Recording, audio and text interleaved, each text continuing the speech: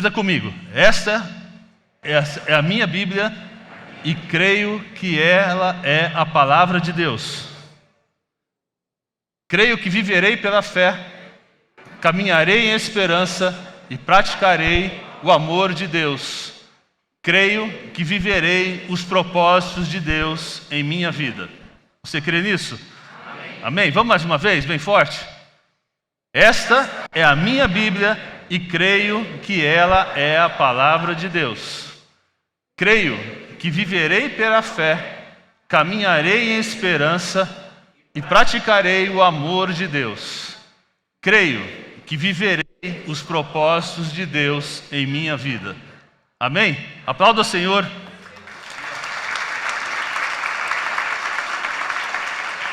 E abra sua Bíblia em João 16:33.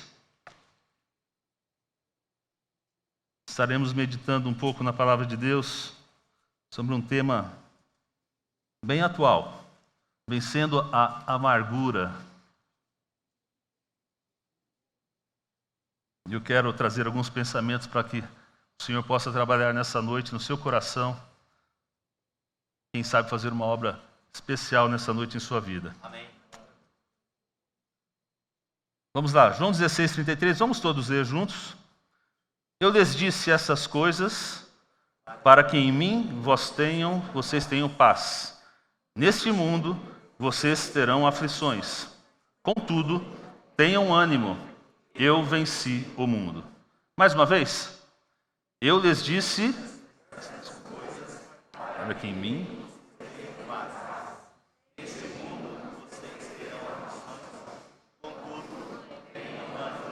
eu venci o mundo. Amém. Pode se assentar. Aqui é uma coisa muito difícil da gente conseguir explicar. A paz é uma coisa que todos nós procuramos. Você quer viver em paz, você quer comer em paz, você quer que a sua família esteja em paz.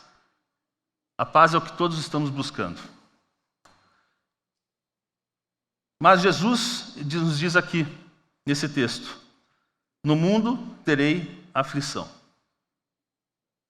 E continua, mas confie, eu venci o mundo.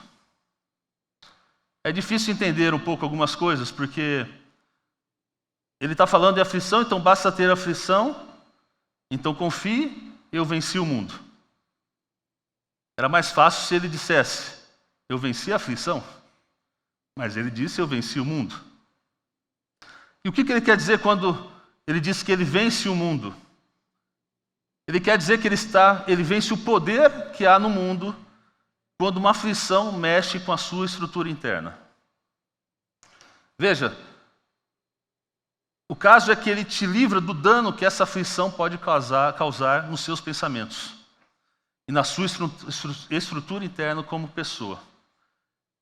É com essa estrutura interna que nós pensamos, nós tomamos decisões, é que saem os nossos pensamentos, as nossas ideologias, filosofias.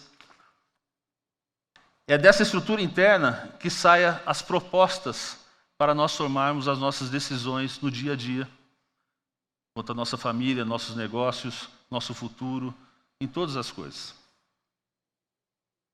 Mateus 5, verso 4, talvez vai sair na tela aí, diz assim, bem-aventurados que choram, pois serão consolados.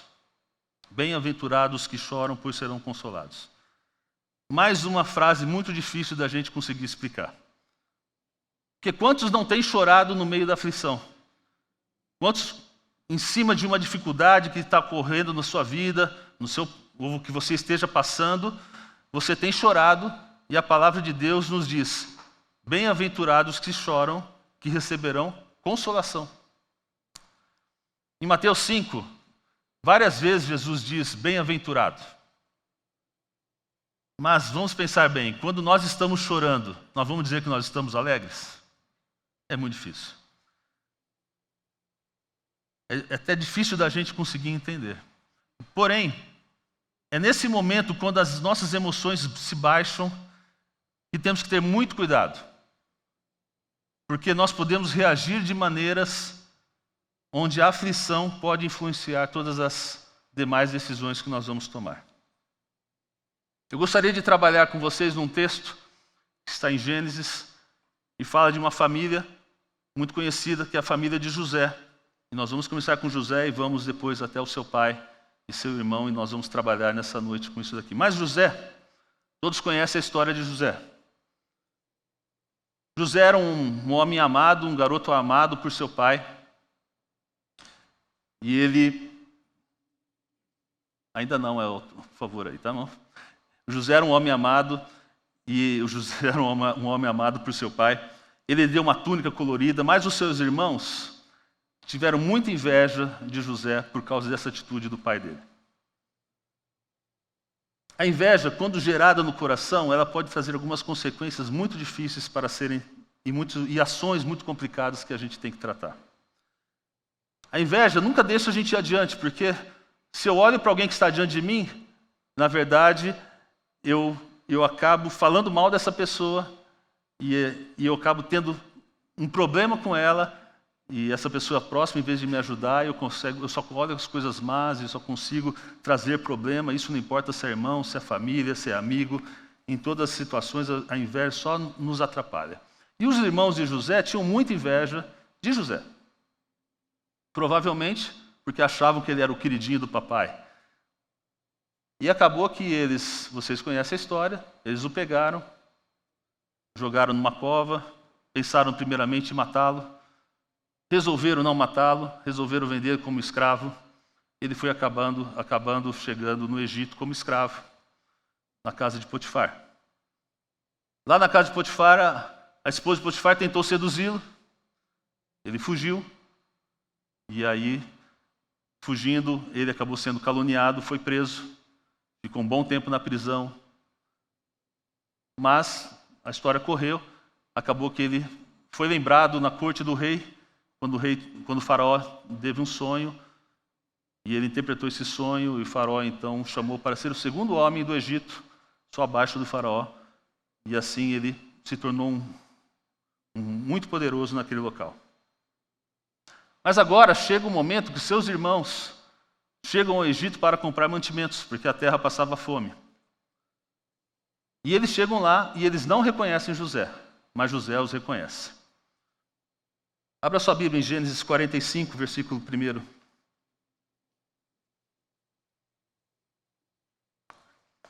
A essa altura, José já não podia mais conter-se. Atente a essa palavra, conter-se. Uma emoção que já brotava no coração de José. Diante de todos os que ali estavam, e gritou: façam sair a todos. Assim, ninguém mais estava presente quando José se revelou a seus irmãos. Versículo 2.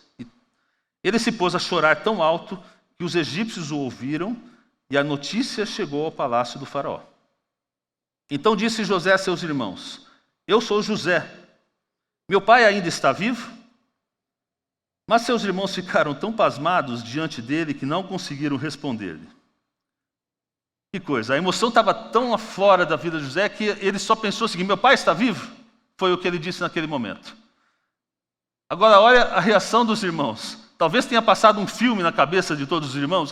Puxa vida, mas espera aí, esse é José, aquele que a gente enterrou, que depois jogou, vendemos para o Egito? Não é possível. Agora ele manda todos os soldados saírem daqui. O que está acontecendo? Eu sei que eles nem responderam a resposta de José. Ficaram totalmente congelados com a pergunta que José deu. Versículo 4. Cheguem mais perto, disse José a seus irmãos. Quando eles se aproximaram, disse-lhes: eu sou José, seu irmão, aquele que vos venderam ao Egito.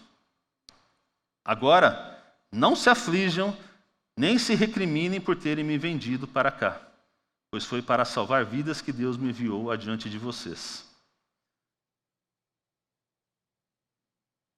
Que loucura, né? Assim, olha o começo do versículo 5. Agora, não se aflijam por terem me vendido. Talvez que passaria na mente dos irmãos de José. Talvez ele vai nos matar agora. Às vezes não eram José. Já houve, versículos 6 e 7, já houve 2 anos de fome na terra, e nos próximos 5 anos não haverá cultivo nem colheita. Mas Deus me enviou à frente de vocês para lhe preservar um remanescente nessa terra e para salvar-lhes as vidas com grande livramento. Versículo 8. Assim não foram vocês que me mandaram para cá, mas sim o próprio Deus. Ele me tornou ministro do faraó e me fez administrador de todo o palácio e governador de todo o Egito. Veja bem, José era um sonhador. Vocês se lembram que um dos motivos que fez com que os irmãos ficassem com muita inveja dele é que José tinha um sonho do trigo, da lua, das estrelas. E os seus irmãos tiveram uma interpretação errada naquele momento desse sonho de José. Agora, com o passar do tempo, essa interpretação aparece corretamente na vida de José, naquele momento que eles estavam ali. Qualquer um dos seus irmãos, com inveja no seu coração, teria uma reação diferente. Se tira da história José e coloca um dos seus irmãos, certamente a reação seria diferente. Veja bem, a mesma situação, presta atenção, a mesma situação que ajuda a formar algo para o bem, também pode formar algo para o mal. O que te forma aqui, pode te deformar aqui. O que te forma aqui, pode te deformar aqui.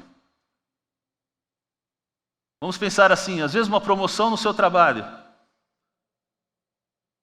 Isso pode formar para o bem. Você está para servir a comunidade, para servir a sua empresa. Mas para outro pode ser diferente. Ele pode ver de uma outra maneira. Nós estamos para servir aqui, amém, irmãos? Amém. Você crê nisso? Jesus disse, eu não vim para ser servido, mas vim para servir. A nós possamos pensar que nós estamos servindo a nossa empresa, a nossa comunidade. Outros sentem um peso da arrogância, um peso da altivez. É isso que aconteceu com José. Ele transformou toda aquela situação para o bem, não para o mal. Se fosse outro dos seus irmãos, com certeza teríamos outro desfecho dessa história. Agora vamos pensar um pouquinho na vida de Jacó, seu pai. Vocês sabem que Jacó, depois que ele fugiu de Esaú, teve um certo momento que ele se deitou no deserto, colocou uma pedra para colocar a sua cabeça. E ali ele teve um sonho, uma visão, viu os céus abertos, viu os anjos subindo e descendo. E ele falou, puxa vida, o céu está aqui, a porta do céu, eu não sabia. E ali ele até diz a Bíblia que ele brigou com o anjo por causa da sua bênção. José, seu filho, também era um homem de muitos sonhos. Né? Muitas revelações, muitos sonhos foi dado através da vida de José. Agora, por que será que Deus não disse a Jacó, Jacó, fique em paz, José está vivo? Em nenhum momento Deus falou isso. E por que José, que teve tantos sonhos, também Deus não revelou ali naquele momento, José, fique em paz, teu pai está vivo. Lembra da primeira frase que José disse aos seus irmãos? Meu pai está vivo? Será que Deus não podia ter revelado ali para José, em qualquer outra situação, que o pai dele já estivesse vivo, ainda estivesse vivo? Irmãos, se você crê que as revelações são nos dadas, tem que ser nos dadas de qualquer forma, é um pensamento equivocado. Que há coisas que Deus não revela. Isso só vai nos revelar no devido tempo. Mas às vezes nós estamos com algo que aflige o nosso coração. E nós temos que tomar cuidado quanto a isso. Porque é um risco muito grande dessa aflição se tornar uma amargura. Se José, em todo esse processo, tivesse se amargurado, com certeza seus irmãos não estavam comendo com ele ali e estariam talvez ali sendo executados ou mortos. Abra sua Bíblia em Tiago 3, versículos 10, 11 e 12.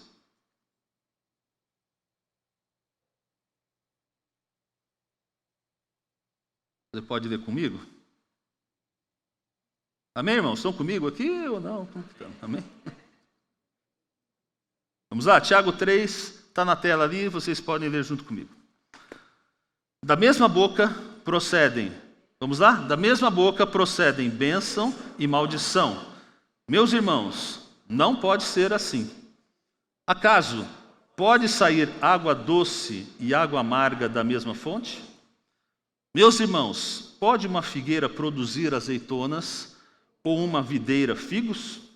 Da mesma forma, uma fonte de água salgada não pode produzir água doce. Olha que interessante. O texto diz que não pode ser assim. De uma mesma fonte sair água doce e água salgada. Mas há pessoas que são docemente amargas. Conhece alguém? Há pessoas que são docemente amargas. São pessoas às vezes cordiais, gentis, mas carregam nelas uma amargura muito grande. E, meus irmãos, nós temos que encontrar os pontos, os eventos da vida que afetaram o coração dessa pessoa, ou de você dessa noite, que tem trazido essa amargura dentro do seu coração.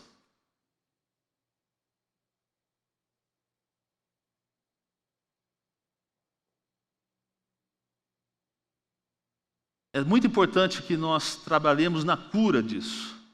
Porque senão tudo que você vê, tudo que você faz, tudo que você ouve, você faz isso numa plataforma de amargura. Você já viu uma pessoa que diz assim, jamais vou me casar, não tem homem que presta? Já ouviu isso? Tá certo? Provavelmente, não quer dizer isso, mas provavelmente houve alguma decepção, ou alguma separação em família, ou alguma dificuldade com um relacionamento, e isso deixou algo marcado em seu coração e por dentro algo amargo. O que ocorre é que a amargura, ela vê tudo, vê todos, e você já qualifica-os de alguma forma. Na nossa sociedade isso também acontece. Se por 2 ou 3 casos que você às vezes passa ou vive, você já é estereotipado de uma situação. É muito comum isso. Queridos, a amargura é como uma radiação. Em Hebreus 12:15, diz assim: cuidem que ninguém se exclua da graça de Deus. Graça de Deus, nós somos salvos pela graça, amém? Amém.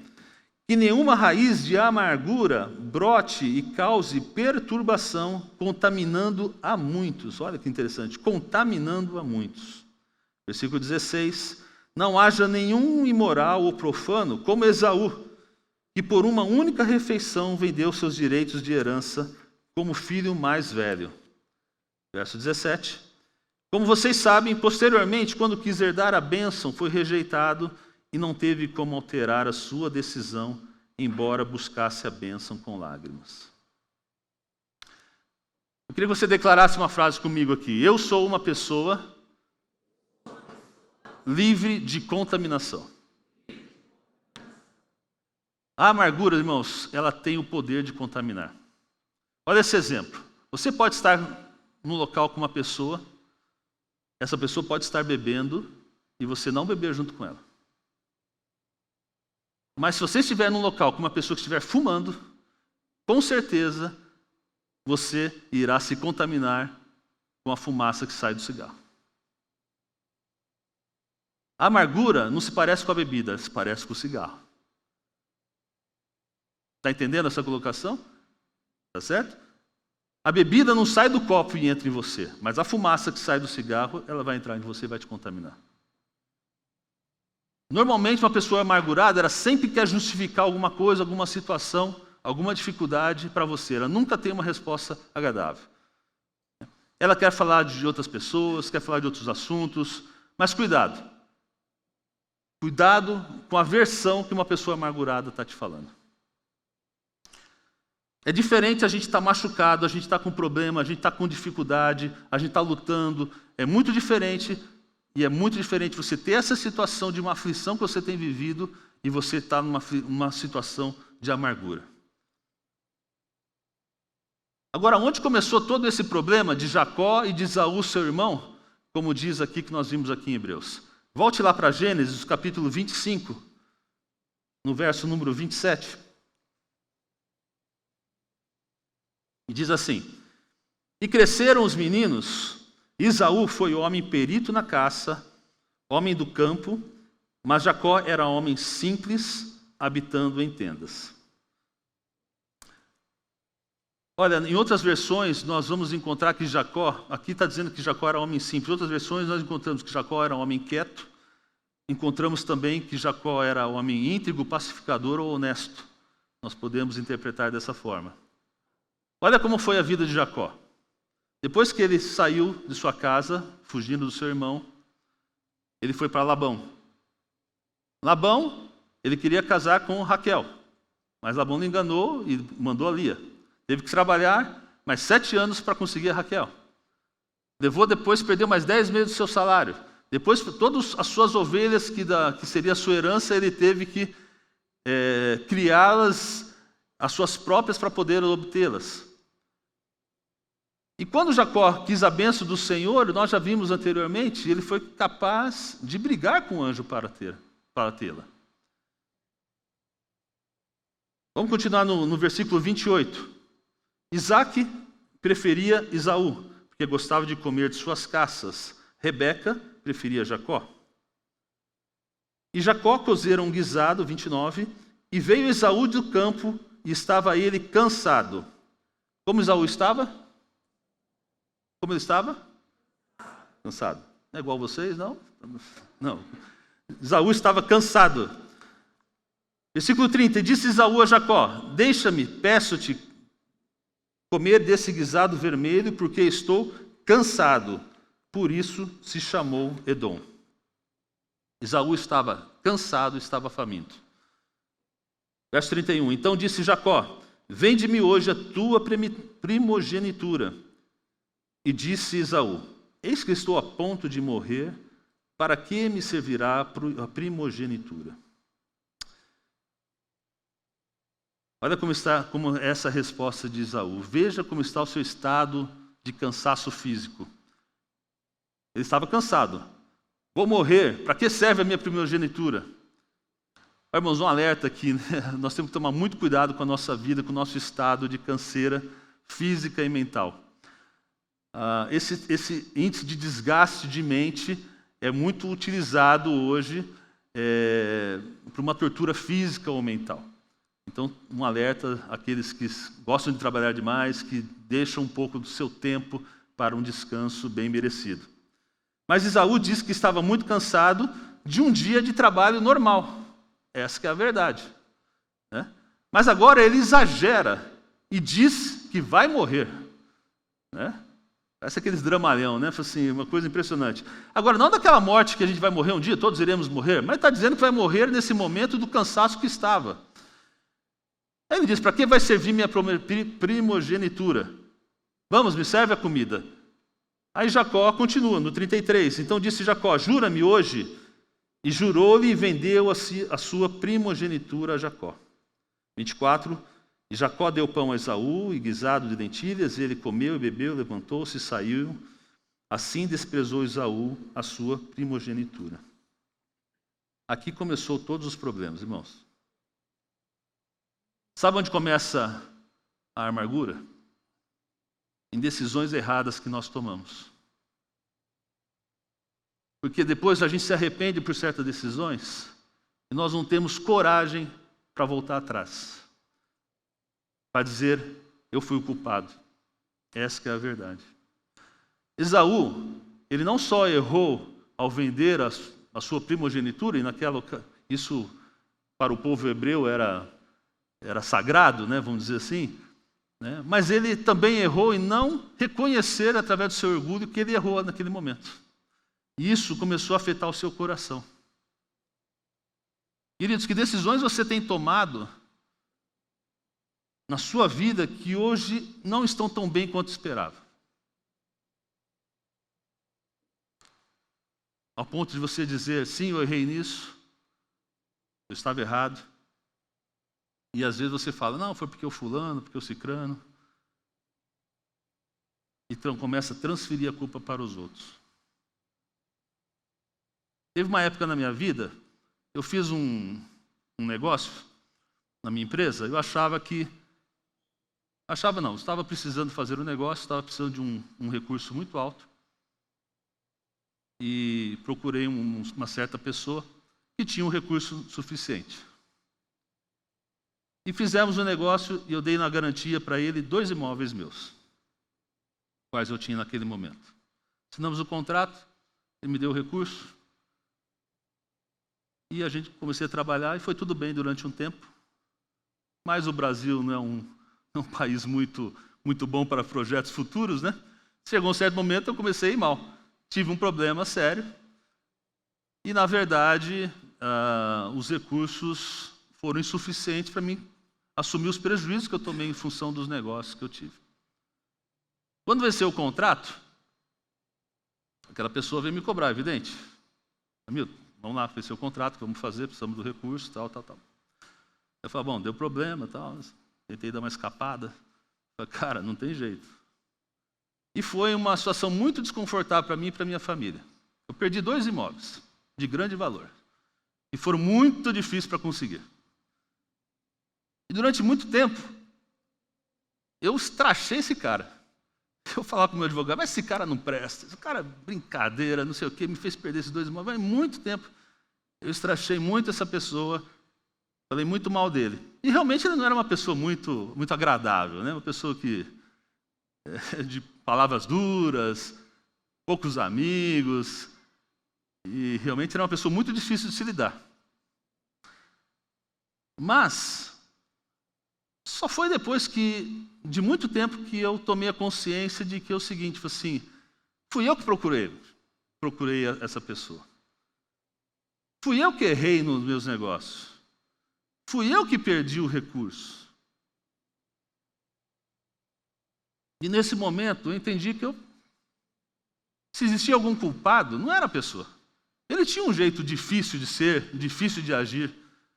Mas o maior erro fui eu mesmo que tomei. Eu aceitei a condição e eu errei.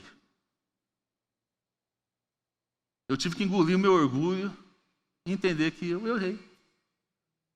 Irmãos, não é fácil perder as coisas.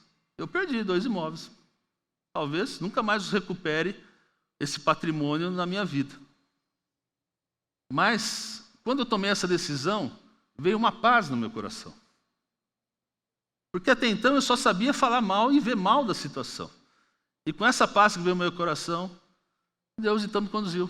Toca a vida, né? Vamos dizer assim. Novas oportunidades virão. E Deus tem nos dado oportunidades diferentes e tem nos abençoado. Olha, o orgulhoso, quando toma decisões, é um perigo. Porque para poder sair de uma má decisão, é preciso ter muita humildade para reconhecer o seu erro. Então Esaú, ele jamais aceitou isso no seu coração. Ele não tinha essa humildade no seu coração para dizer, eu errei. Descobrir onde todo o processo começou, onde tudo começou, ele muda o sentido da coisa. É onde vai te trazer a cura para isso. Em Gênesis 27, 34, vamos continuando aqui. Quando Esaú ouviu as palavras do seu pai, deu um forte grito e, cheio de amargura, implorou ao pai, abençoa também a mim. Atente a frase, deu um forte grito e cheio de amargura. Repete comigo, cheio de amargura. Agora tudo que Esaú vai começar a falar, ele vai começar a falar de sua amargura. 35. Mas ele respondeu, seu irmão chegou astutamente e recebeu a bênção que pertencia a você. Isso é o pai, é Jacó, falando para Esaú. Bom, isso seria certo desde que Esaú não falasse para o pai dele que, na verdade, ele já tinha vendido a bênção para Jacó. Ora, de quem, irmãos, era a bênção então? De Esaú? Ou de Jacó? Quem vendeu a bênção? Esaú vendeu a bênção. Se Esaú vendeu, se você vende o seu carro para mim, de quem é o seu carro agora? É meu. Você vendeu. Esaú vendeu a sua primogenitura para Jacó. Então, a bênção da primogenitura era de quem? Jacó. Tá certo que ele vendeu por um pratinho de lentilha. Tá certo? Mas ele vendeu. Alguma vez Jacó roubou Esaú? Não. Ou Esaú vendeu dizendo, estou morrendo, estou cheio de fome, não sei o quê, vende aí para mim.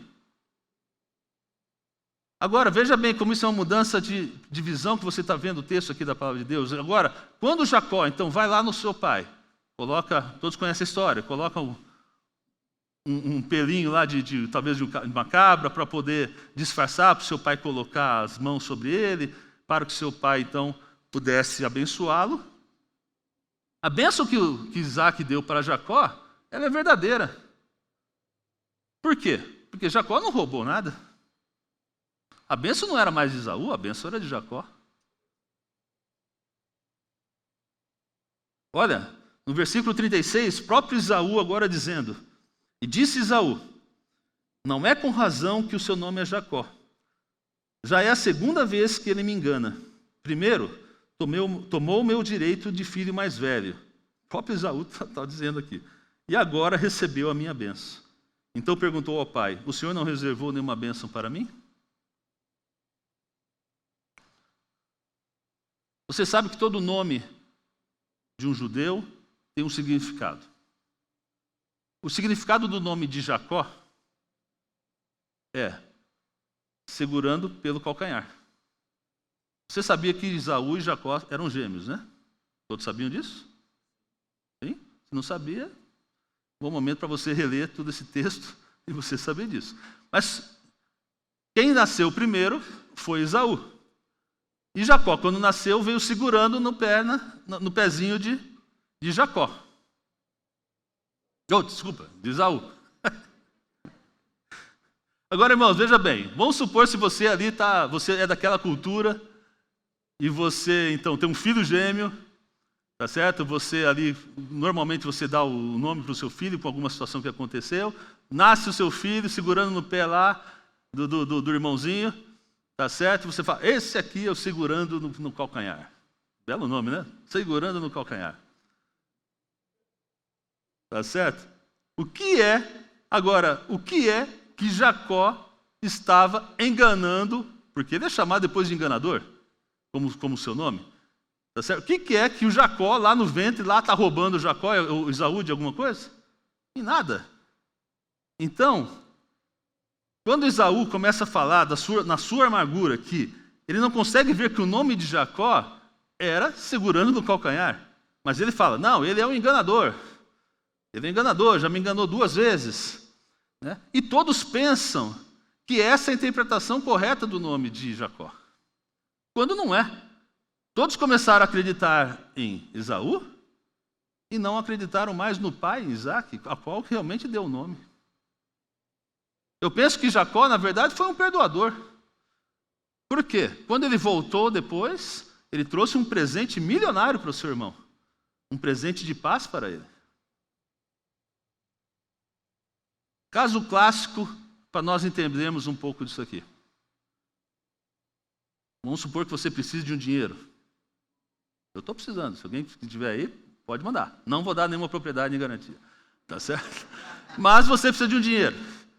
Aí você, pede uma ajuda, pede para o irmão, pede para um amigo, não sei o quê, faz uma campanha de oração, quarta da vitória, e você consegue o dinheiro. Ora, Deus, dá o testemunho aqui, consegui um dinheiro emprestado, estava precisando, beleza. Dá o prazo, você não paga, aí o irmãozinho que lhe emprestou, vem lhe cobrar, naturalmente. E você então começa a falar mal do irmão, começa a dizer, não, imagina, cadê o amor cristão?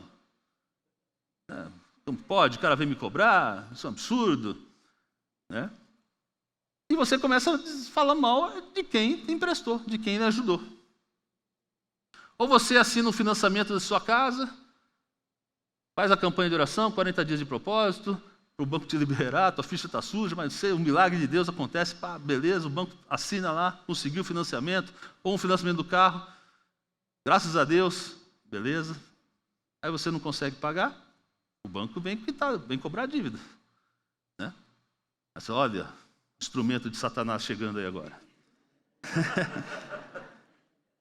Quando você pegou o dinheiro, fez até um culto de ação de graça, mas quando na hora de pagar, é Satanás que chegou para te cobrar. Veja bem, quem é que está respondendo isso? Se não é o seu coração que está amargurado? Porque por causa do seu coração amargurado, você tomou uma decisão, você foi mal na sua decisão, e você não consegue entender que é você que foi o culpado, que gerou toda a sua dificuldade. Tá certo? E você tem que ter algumas ações para que possa ser curado. Não tem jeito. Não é só oração, você tem que fazer algumas situações de atuações para que a cura possa chegar. A primeira delas é você trabalhar com perdão. Você deveria procurar a pessoa que lhe abençoou naquele momento que você precisou. Fala, olha, eu vou pedir perdão para você, porque além de não lhe pagar na data que eu lhe prometi, eu saí falando mal da sua pessoa. Então, você tem que trabalhar com perdão. Você estendeu a sua mão quando eu precisava, e eu retornei com uma faca, com uma calúnia, com uma mentira. A segunda é entender que você é responsável pelas suas decisões. Você é responsável pela decisão que você tomou. Não tem jeito de você fugir disso. Se você tem esse sentimento, hoje é o dia que Deus quer curar e trabalhar na sua vida. Se quer que a sua vida ande para frente, tem que mudar essa estrutura interna do seu coração. Porque quando você vê um propósito divino em todas as coisas, às vezes sendo boas ou sendo más, tá certo?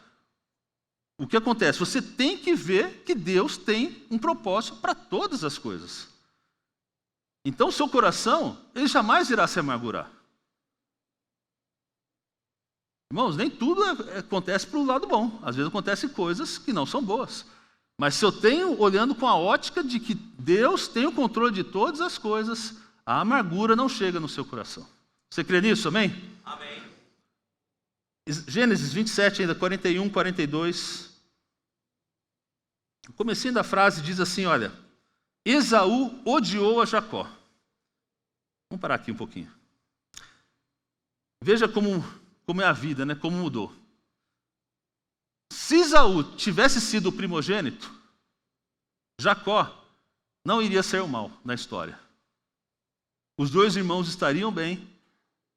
Então vocês veem como a decisão de um afetou a vida do outro. Vamos continuar no texto. Por causa daquela bênção com que seu pai o tinha abençoado, Esaú disse no seu coração, chegar-se-ão os dias de luto de meu pai e matarei a Jacó, meu irmão. Agora ele tem até pensamentos de assassinato, pensamentos criminosos. E era somente Esaú não enxergar naquele momento aquele seu cansaço, porque ele não deveria ter vendido, e nada disso teria acontecido. Agora, quando nós regressamos ao ponto que originou tudo isso, aí as coisas se compõem e começam a se acertar. Abra sua Bíblia em Obadias 1, versículo 10. Então, um livro um pouco difícil de achar, mas a tela vai nos ajudar agora. Obadias 1, 10 diz assim: por causa da violência feita a teu irmão Jacó, cobrir-te-á a confusão e serás exterminado para sempre. Outras versões dizem por causa da injúria a seu irmão Jacó.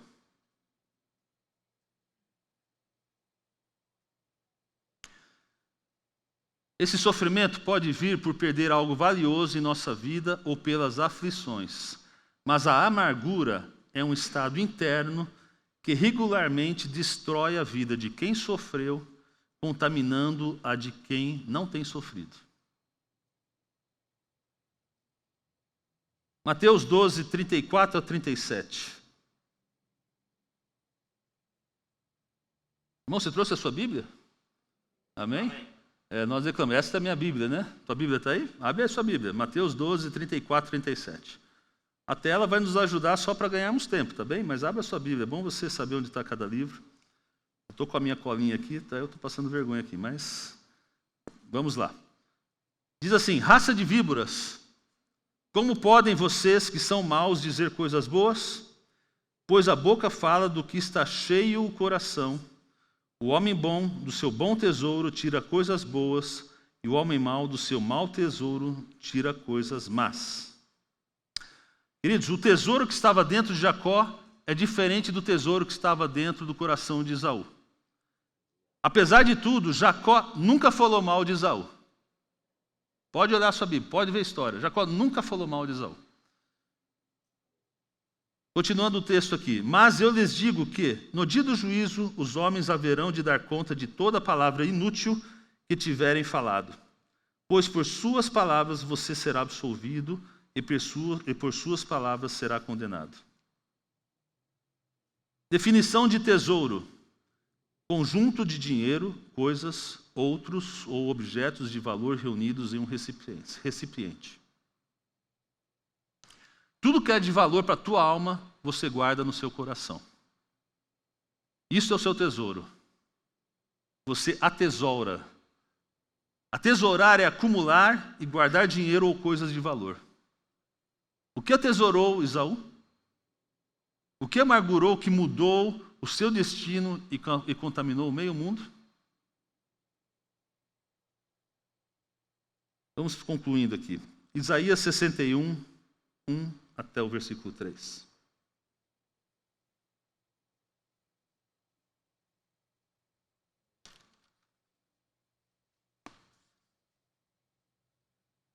O Espírito do soberano Senhor está sobre mim, porque o Senhor ungiu-me para levar boas notícias aos pobres. Enviou-me para cuidar do que estão com o coração quebrantado, anunciar liberdade aos cativos e libertação das trevas aos prisioneiros, para proclamar o ano da bondade do Senhor e o dia da vingança do nosso Deus, para consolar todos os que andam tristes, e dar a todos os que choram em Sião uma bela coroa em vez de cinzas, o óleo de alegria em vez de pranto, e um manto de louvor em vez de espírito deprimido. Eles serão chamados carvalhos de justiça, plantios do Senhor para a manifestação da sua glória. Aleluia. Glória a Deus. Amém? Perceba, não é tarde. O Espírito Santo é capaz de mudar a amargura em doçura. Amém? Você crê nisso? Aleluia. É possível passar de uma fonte de água amarga para a fonte de uma água doce. Eu queria que você pensasse um pouquinho nessa noite. No seu coração, você tem sentido que algo tem falado com você, tem mexido com esse tema? O que você tem guardado por dentro do seu coração? Talvez haja tempo da gente mudar o destino da sua vida para um destino de bênção, um destino onde não exista amargura. Talvez você, em algum momento da sua vida, você já foi rechaçado ou humilhado. Quem não foi? Eu já fui várias vezes. Jesus foi humilhado, foi rechaçado. Talvez mentiram para você, lhe roubaram, não lhe pagaram, não te devolveram o que é seu. Querido, mas nada deve afetar o seu coração, nem a sua alma. A primeira coisa que tem que mudar é que se tem algo de amargura no seu coração, isso precisa ser tirado. Você tem que dizer: eu quero mudar. Se você está vivendo algum momento de aflição, há uma grande probabilidade que isso pode se tornar uma amargura. Você precisa limpar isso. O último versículo só um pedacinho dele que eu queria deixar com vocês, é Provérbios 17, 22. Diz assim: mas o espírito abatido seca até os ossos. A amargura seca os ossos.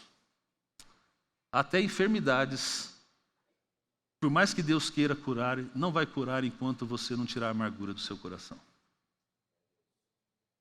Nessa noite, deixe que o Espírito Santo trabalhe e se manifeste na sua vida, trazendo a libertação que você precisa. Amém? Mude seu coração. Pastor.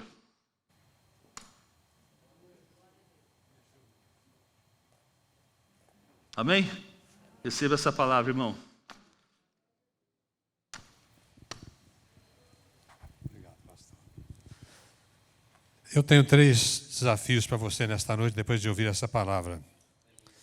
Primeiro, eu gostaria que você que estiver passando por uma aflição, não permitisse que a aflição, a amargura, a dor, a dificuldade que está dentro de você se transformasse na amargura. Porque a amargura derrota a vida e derrota outras vidas. Então, se você tiver algum tipo de aflição, encaminhando-se para a amargura, eu gostaria de orar com você para que nós deixássemos isso para trás e nós vencêssemos essa amargura hoje em nome de Jesus. Segunda coisa é que talvez você esteja amargurado. Alguém afetou sua vida de forma cruel. Você pode dar razão àquela pessoa, você mesmo, não é o caso, mas o fato é que você está amargurado. Então, se você estiver amargurado, eu gostaria de orar com você também nesta noite. E em terceiro lugar, você compreender que muitas enfermidades vêm à nossa vida através da amargura. Então eu pediria que ficassem em pé, todos vocês nesse momento, e eu vou pedir a manifestação de vocês das seguintes maneiras. Se você está passando por uma aflição perigosa, que pode ser canalizada para a amargura, levante uma das suas mãos para eu saber nesta noite. Muitas pessoas estão passando por essa aflição. Queira baixar a sua mão. Agora, segundo, você mesmo está amargurado? Está com uma dor no seu coração por algo que aconteceu na sua vida, na sua história? Existe amargura dentro de você? Levante a mão se existe, por gentileza. Existe. Você reconhece que as enfermidades as mais diversas são provenientes de um coração amargurado. E hoje à noite é dia de nós nos libertarmos disso em nome de Jesus. Nós não temos condições de estar chamando aqui à frente. Ainda não podemos fazer isso, mas oportunamente faremos.